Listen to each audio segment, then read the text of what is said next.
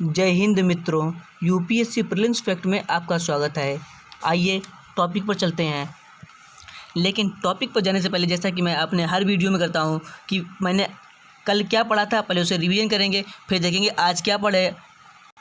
तो कल मैंने 2 क्लासें ली थी, एक सुबह एक शाम को। तो कल मैंने सबसे पहले क्या किया था, नाथुला दर्रा के बारे में पता किया था और एपिलेप्सी। नाथुला दर्रा कहाँ पर है? सिक्किम में है। और सिक्किम के और अन्य दर्रे प्राप्त किए, जैसे जेलेब दर्रा कहाँ? सिक्किम में है। डोंकिया दर्रा सिक्किम में है और चिबा बजंग दर्रा सिक्किम में है। और अन्य दर्रे प्राप्त किए, जैसे बनियाल दर्रा जम्मू कश्मीर में है, बारालाचला दर्रा हिमाचल प्रदेश में है, फोटुला दर्रा लेह में है, रोहतांग दर्रा हिमाचल प्रदेश में है, शिपकिला दर्रा हिमाचल प्रदेश में है, जेलेब दर्रा बताया सिक्किम में है, लिपुलेख दर्रा ट्राई जंक्शन में स्थित है। कौन सा ट्राई जंक्शन मैंने बताया, आप वीडियो में देखना जाकर। खुरदुंगला दर्रा लद्दाख में है, बोमडिला दर्रा अरुणाचल प्रदेश में है। इसे कवर किया था। फिर एपिलेप्सी विकार। एपिलेप्सी विकार क्या है? यह है कोई बीमारी नहीं, विकार है। मैं फिर कह रहा हूँ, विकार है, विकार है यह। मैं लिख दिया, विकार है ये, देखो बीमारी नहीं है। विकार कौन सी थी? न्यूरोलॉजिकल यानी तंत्रिका तंत्र संबंधी विकार था। जैसे हिंदी में कहते हैं मिर्गियाना, मिर्गी, उसे इंग्लिश में कहते हैं एपिलेप्सी। और इसके लिए अभी एक वैज्ञानिकों ने एक दवा का निर्माण किया था। क्या नाम रखा था उसका? विब्रा नेक्स्ट दवा रखा था। और ये किससे बनती है? एपीआई यानी एक्टिव फार्मास्यूटिकल इंटीग्रेंट्स, यानी सक्रिय दवा सामग्री। ये भारत कहाँ से आयात करता है? चीन से आयात करता है सबसे ज़्यादा, 70%, लगभग भारत में $3.5 बिलियन का भारत इसी आयात करता है। भारत का दवा उद्योग चीन पर ही निर्भर है। और चीन का कौन सा प्रांत प्रसिद्ध है? हुबेई प्रांत, जहाँ यह दवा के लिए प्रसिद्ध है। और इस दवा को और एपीआई को और किस नाम से जानते हैं? एपीआई को मैंने बताया कल, बल्क ड्रग्स के नाम से जानते हैं। इसको कवर किया था। यानी एपीआई से संबंधित एपिलेप्सी संबंधित सारी चर्चा की थी। इसे लक्षण क्या होते हैं, उपचार की व्यवस्था, सब देखा था। उसके बाद मैंने शाम को टॉपिक कवर किया था। कौन सा? खुजराहो नृत्य महोत्सव। इसको कवर किया था। कहाँ पर है ये? मध्य प्रदेश में है। किस शैली में बना है खुजराहो मंदिर? नागर शैली में बना है। किसने बनवाया था? चंदेल शासकों ने बनवाया था। कब बनवाया था? 10वीं और 11वीं शताब्दी में बनवाया था। और यह किससे संबंधित है? हिंदू और जैन धर्म संबंधित है। इसको कवर किया था। फिर एक कवर पुस्तक विमोचन किया गया था। किसने? सीआरपीएफ की पुस्तक थी। क्या नाम था? राष्ट्र प्रथम 82 वर्षों की स्वर्णिम गाथा। सीआरपीएफ की स्थापना कब हुई थी? 1939 में हुई थी। और इसे कब राष्ट्रीयकरण किया गया था? 1949 के तहत इसे सीआरपीएफ अधिनियम के तहत शामिल किया गया था। और किस मंत्रालय के अंतर्गत कार्य करती है? ये गृह मंत्रालय के अंतर्गत कार्य करती है। और यह अर्धसैन्य बल है, ये भी बताया था। फिर स्मार्ट आंगनबाड़ी किसने? केरल राज्य ने चलाया। कार्बन बाच किसने चलाया? चंडीगढ़ चलाया। इनको इतने टॉपिक कवर किए थे। अगर आप नए हैं चैनल पर तो जाकर देख लीजिए, वीडियो कवर कर लीजिए। अब चलते हैं आज का टॉपिक। आज का टॉपिक क्या है? Silver antimony telluride. फ्रेंड्स, आप हमें कमेंट बॉक्स में बताएंगे कि क्या मैं दोहराने से आपको लाभ होता है या आपको टाइम बर्बाद होता है। तो मैं अगले से दोहराऊंगा नहीं। दोहराने से क्या होता है? 2 बार याद हो जाता है हम लोगों को। एक बार रिवीजन होता है और एक बार फिर कल से जब आज जुड़ जाते हैं। तो सिल्वर एंटीमनी टेल्यूराइड क्या है, ये इसके बारे में पता करेंगे। इसके क्या कार्य होंगे, इस उपयोग होंगे, और थर्मो इलेक्ट्रिक प्रभाव, इससे संबंधित भी चर्चा की जाएगी। चलते हैं टॉपिक पर। बेंगलुरु स्थित Jawaharlal Nehru centre for advance scientific research के वैज्ञानिकों ने क्या है? सिल्वर एंटीमनी टेल्यूराइड एक नया पदार्थ है की खोज की है। यह जो सभी प्रकार के घरेलू और इंडस्ट्रियल उपकरणों द्वारा उत्पादित अपशिष्ट ऊष्मा का दोहन करने में, जैसे आप कंप्यूटर चलाते हैं तो उसमें ऊष्मा निकलती है, तो उस ऊष्मा को यानी अपशिष्ट ऊष्मा का दोहन करने में मदद करेगा। उस ऊष्मा को हम काम में लाएंगे। इस प्रकार का पदार्थ है यह। और अन्य उपयोगी कार्यों को पूरा करने के लिए भी इसका उपयोग किया जा सकता है।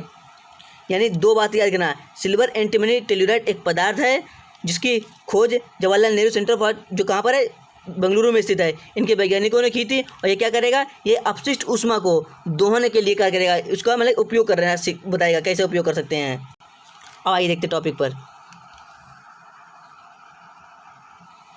मूल रूप से यह पदार्थ थर्मो इलेक्ट्रिक प्रभाव क्या होता है अभी आपको बताएंगे। मूल रूप से यह पदार्थ थर्मो इलेक्ट्रिक प्रभाव के लाभों का उपयोग करेगा।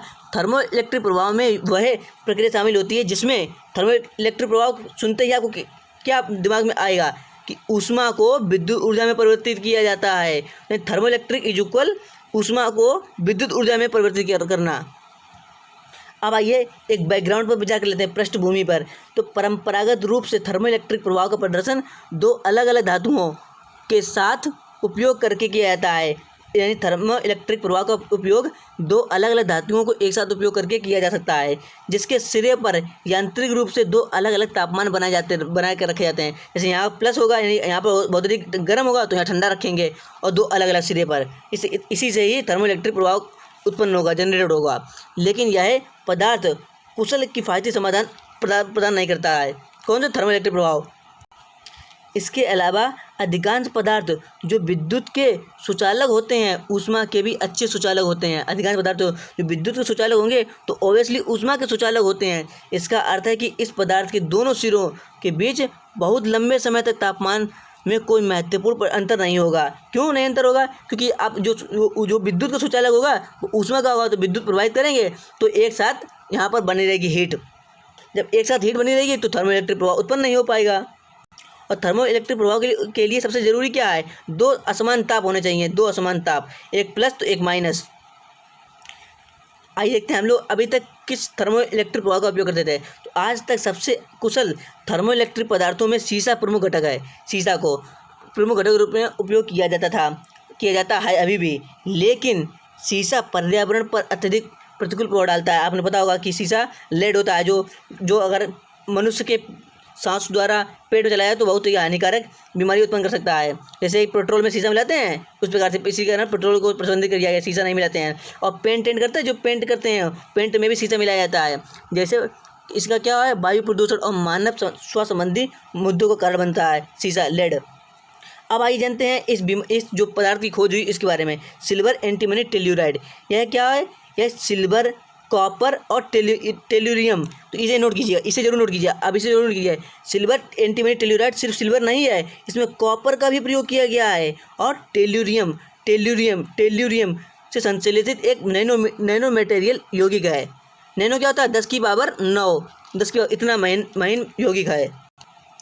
यह एक क्रिस्टलीय ठोस है जिसमें मुक्त इलेक्ट्रॉन प्रभावित होते हैं, विद्युत प्रवाह को संचालित करने में मदद करते हैं। जब मुक्त इलेक्ट्रॉन प्रभावित होंगे जो विद्युत प्रवाह को आसानी से संचालित करने में मदद करते हैं। लेकिन इसके लैटिस क्या होता है? परमाणु व्यवस्था अगम्य क्या होता है? जो जाना ना जा सके, अन्य में नहीं, गन में जो नहीं जाती हो, होने के साथ साथ धीरे धीरे कंपन करती हैं। जब धीरे धीरे चलती हैं तो ऊष्मा का प्रसार भी धीरे धीरे होगा। यहाँ तक आया, फिर यहाँ आया, धीरे धीरे ऊष्मा प्रसार होगा। तो ये क्या, दो डाइवर्टर होते हैं, अर्धचालक, उसका कार्य करेगा। तो ऊष्मा को प्रसार को रोकेंगे, जब धीरे धीरे चलेंगे तो ऊष्मा का प्रसार रोकेगा। यानी यह इस प्रकार यह विद्युत का अच्छा सुचालक, देखो विद्युत का अच्छा सुचालक होने के साथ साथ ऊष्मा का कुचालक भी है। क्यों? जब धीरे धीरे चलेगा तो ऊष्मा प्रभावित नहीं हो पाएगी। अगर आप तीव्र मात्रा में करंट करेंगे तो जल्दी प्रभावित होगी, और हल्की मात्रा में करंट आएगी तो वो कुचालक का कार्य करने लगेगा। और तीव्र मात्रा में वोल्टेज प्रभावित करेंगे तो सुचालक का कार्य करेगा। यानी एक साथ ये सुचालक भी है, कुचालक भी है। एक साथ अच्छा विद्युत का अच्छा सुचालक भी है और कुचालक भी है, जो थर्मो इलेक्ट्रिक प्रभाव के लिए अति महत्वपूर्ण गुण है। विभिन्न प्रकार के इसमें क्या होता है, विभिन्न इसके प्रकार, यानी इसके प्रकार के उपयोग बहुत से कर सकते हैं। कैसे? औद्योगिक प्रक्रियाओं, बिजली संयंत्रों और सभी प्रकार के घरेलू उपकरण पर्याप्त मात्रा में अपशिष्ट ऊष्मा उत्पादन करते हैं। जैसे आप देखिए, आप बल्ब जलाएं तो बल्ब के आसपास हल्की हीट लगे रहती है। आप कंप्यूटर चलाएं तो कंप्यूटर के पास में जो रखा रहता है मॉनिटर, उसमें तो हीट निकलती है। यानी सभी में जितना भी उपकरण आप चलाएंगे, चाहे इंडस्ट्रियल हो, चाहे बिजली संयंत्र हो, चाहे घरेलू उपकरण हो, सभी में हीट निकलती है। तो उस हीट का उपयोग हम करेंगे ऊर्जा के रूप में। अरे आपको समझ नहीं आया? आप एक उदाहरण समझिए। उदाहरण के लिए लैपटॉप से निकलने वाली ऊष्मा का उपयोग, जब से लैपटॉप चलाते हो ऊष्मा निकलती है, तो उसका उपयोग करके मोबाइल फ़ोन को चार्ज करने के लिए किया जाता है। जब उसके उपमा को हम मोबाइल के फ़ोन में चार्ज कर सकते हैं, तो उसके उपमा को क्या 1.2 का जो के मोबाइल लैपटॉप से चलने में जो ऊष्मा निकली, उसको मैंने मोबाइल फ़ोन में चार्जिंग के रूप में कन्वर्ट कर लिया है। या किसी फ़ोन की ऊष्मा को एक छोटी सी घड़ी, यानी कोई फ़ोन चलाते हैं, फ़ोन हीट हो जाता है कभी कभी, तो उसकी ऊष्मा को एक छोटी सी घड़ी को चार्ज करने के लिए किया जाता है। यानी किसी भी ऊष्मा को हम उपयोग कर सकते हैं, अपशिष्ट ऊष्मा को। अब आप कहेंगे तो अगर इतनी अच्छी कार है तो फिर कुछ चुनौतियाँ तो होंगी कि आप किसी भी चीज़ में प्लस और निगेटिव दोनों जो होते हैं। तो आइए देखते हैं इसमें क्या चुनौती हैं। ऊर्जा रूपांतरण अत्यधिक कुशल प्रक्रिया नहीं है। आमतौर पर अपशिष्ट ऊष्मा से 20 से 15 से 20% से अधिक उपयोग नहीं किया था। आप इसका कहने का मतलब है कि कोई भी ऊष्मा जैसे 100% ऊष्मा निकली तो मैं 100% थोड़ी पूरी यूज़ कर सकूँगा, उसकी सिर्फ 15 से 20% ही उपयोग की जा सकती है। और इसके लिए कुशल प्रक्रिया नहीं है अभी तो प्रारंभिक चरण में, इसके बाद टेक्नोलॉजी का थोड़ा विकास तो होने दो। तो फ्रेंड्स, आपको टॉपिक कैसा लगा? अच्छा लगा तो लाइक करना, चैनल पर नए तो चैनल को सब्सक्राइब कर लीजिए, बेल आइकन दबाइए। कल फिर मिलेंगे नए टॉपिक के साथ, नए सेशन के साथ। तब तक के लिए जय श्री श्याम, धन्यवाद।